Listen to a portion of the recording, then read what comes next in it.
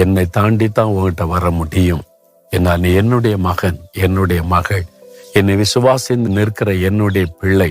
நான் உனக்கு முன்னால நின்று பாதுகாப்பேன். பயப்படாத. உன்னை சேரப்பட நான் விட மாட்டேன். அது என்னத்தான் வந்து தாக்க முடியும். ஆனா என்ன தாக்கி யாரும் ஜெயிக்க முடியாது.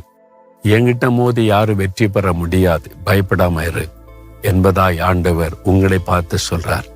நீங்க என்ன சொல்லணும்? ஆண்டவரே, எனக்கு கேடகமா இருக்கிறீங்களே, இதை விட என்ன பெரிய பாக்கியம் வேணும்? எனக்கு பாதுகாப்பா நீங்க இருக்கிறீங்க.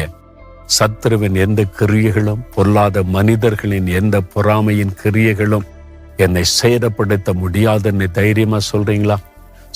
ஆண்டவரை பார்த்து, தகப்பனே, எனக்கு நீங்க கேடகமா இருக்கிறதற்காய் ஸ்தோத்திரப்பா. எந்த பிசாசின் கிரியைகளும், பொல்லாத மனிதர்களின் கிரியைகளும் என்னை சேதப்படுத்தவே முடியாது. நீங்க என்னை பாதுகாக்கிற கேடகம். அதற்காக ஸ்தோத்திரம்.